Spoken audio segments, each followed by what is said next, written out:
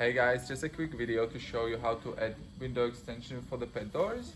We're gonna supply you with like special extension or extension parts. They have fixing block here. What you have to do, just put it into your doors and try to find a hole and just screw this back.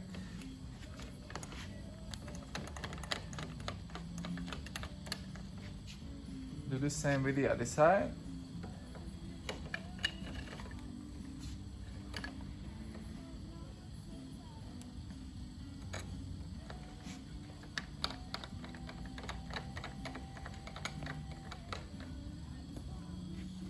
And it should be fixed. Now take your window extension and just put it on the top. There's like 2 holes on the bottom.